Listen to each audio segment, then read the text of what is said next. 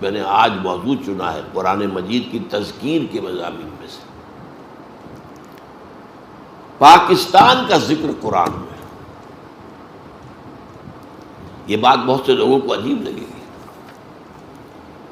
پاکستان کا ذکر قرآن میں آج سے 1400 برس پہلے۔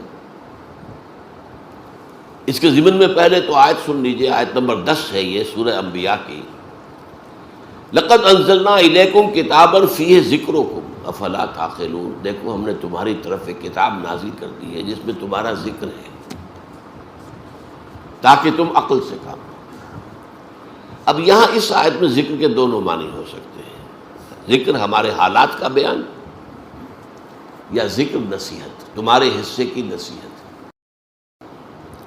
لیکن ایک عظیم حدیث میں آ کر بات جو ہے وہ طے ہو جاتی ہے، طویل حدیث ہے، عظمت قرآن کے موضوع پر حضور کا کہ وہ حدیث بلکہ خطبہ کہنا چاہیے، اہم ترین ہے۔ راوی کون ہے؟ حضرت علی رضی اللہ تعالی عنہ فرماتے ہیں کہ حضور نے فرمایا صلی اللہ علیہ وسلم انہا ستکون فتنۃ، ان قریب ایک بہت بڑا فتنہ رونما ہوگا۔ اس پر حضرت علی فرماتے ہیں میں نے عرض کیا مل مخرج منہا یا رسول اللہ، اے اللہ کے رسول اس سے نکلنے کا راستہ کون سا ہوگا؟ بہت غور طلب بات ہے یہ، میں اس کی طرف اشارہ کیے بغیر گزر نہیں سکتا آگے۔ دیکھیے ہم ہوتے تو پوچھتے یہ فتنہ کب آئے گا، کیوں آئے گا، کدھر سے آئے گا، کیسے آئے گا، کیا شکل ہوگی اس کی، یہ سوالات پوچھتے ہیں۔ لیکن یہ تمام چیزیں معلوماتی ہیں، ان کا عملی کو فائدہ نہیں۔ ان ساری باتوں کا جواب مل جائے تبھی معلومات میں اضافہ ہو گیا۔ عمل کیا ہے، اس سے بچاؤ کا راستہ کون سا ہوگا، یہ ہے سوال۔ یہ ہے فرق صحابہ کرام میں اور ہمارے مابین۔ حضرت علی نے پوچھا، یہ نہیں کہا یہ کب آئے گا، کیوں آئے گا، کدھر سے آئے گا، کیسے آئے گا، کیا صورت ہوگی، مل مخرج منہا یا رسول اللہ۔ اس پر آپ کا جواب ہے، بہت طویل حدیث ہے یہ، میں صرف ابتدائی چند جملے اور آخری چند جملے سناؤں گا۔ کتاب اللہ، فتنوں سے بچاؤ کا راستہ اللہ کی کتاب ہے۔ فیہ ذکر ما بعدکم وخبر ما قبلکم وحکم ما بینکم، اس میں تم سے پہلوں کا بھی ذکر ہے، تمہارے بعد کے حالات بھی ہیں، یہ آگے نہیں آگے بعد کے حالات بھی، اور تمہارے مابین جو بھی کوئی اختلافات کبھی ہوں گے ان کا حکم اور ان کا حل موجود ہے۔ پھر طویل حدیث ہے، طویل حدیث ہے، بڑے پیارے پیارے جملے ہیں۔ لا تنقضی عجائبہ ولا یخلق عن کثرت الرد، لیکن میں آخری جملے سنا رہا ہوں صرف۔ من قال بہ صدقہ، جو شخص اس قرآن کی بنیاد میں کوئی بات کہے گا وہ سچ کہا اس نے۔ ومن حکم بہ عدل، اور جو اس قرآن کے ذریعے فیصلہ کرے گا اس نے عدل کیا۔ ومن عمل بہ اجر، اور جس نے اس پر عمل کیا اس کو اجر مل کر رہے گا۔ اور آخری ٹکڑا اہم ترین ہے، میرے لیے بہت بڑی بشارت ہے، بہت بڑی بشارت ہے، اور بھی جو میرے ساتھی اس تعلیم و تعلم قرآن میں لگ گئے ہیں ان کے لیے بڑی بشارت ہے۔ وَمَن دَعَا إِلَيْهِ فَقَدْ هُدِيَ إِلَىٰ صِرَاطٍ مُسْتَقِيمٍ، جو اس قرآن کی طرف بلائے گا لوگوں کو اس کی ہدایت ہو گئی سیدھے راستے کی طرف، یعنی کسی اور کی ہدایت ہو نہ ہو، کسی کو فائدہ ہو نہ ہو۔ ابو جہل کو فائدہ نہیں ہوا، ابو لہب کو فائدہ نہیں ہوا، اس سے کوئی حرف حضور پر تو نہیں آتا صلی اللہ علیہ وسلم۔ من دعا الیہ فقد ہدی، فقد ہدی، اب عربی زبان سے ذرا بھی واقفیت ہو چکی، اس کی ہدایت ہو چکی صراط مستقیم کی طرف۔ اللہم ربنا اجعلنا منہم۔ اب دیکھیے سورہ اعراف کی آیت نمبر 129 ہے، بنی اسرائیل آپ کو معلوم ہے سخت عذاب میں تھے، فرعونی انہیں جو عذاب دے رہے تھے، اور پھر خاص طور پر جو ایک خواب دیکھا تھا فرعون نے، اس کے بنا پر اسے مشورہ دیا گیا تھا کہ بنی اسرائیل میں جو بیٹا پیدا ہو اسے قتل کر دیا جائے، قتل عام۔ وہ جو اکبر الہ آبادی نے کہا تھا یوں قتل سے بچوں کی وہ بدنام نہ ہوتا، افسوس کہ فرعون کو کالج کی نہ سوجی، کالج بنا دیتا تو قتل ہو گئے ہوتے۔ یہ بھی تو قتل گاہیں ہیں، وہ قتل عام ہو رہا تھا۔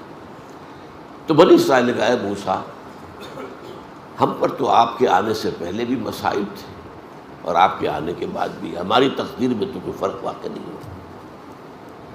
اس کے جواب میں موسیٰ کا قول نقل ہوا ہے، قال عسیٰ ربکم ان یہلک عدوکم، موسیٰ نے فرمایا علیہ السلام قریب ہے کہ تمہارا رب تمہارے دشمن کو ہلاک کر دے، جیسے کہ کر دیا فرعون اور اس کا لاؤ لشکر غرق کر دیے۔ وَيَسْتَخْلِفَكُمْ فِي الْأَرْضِ، اور تمہیں خلافت دے زمین کی۔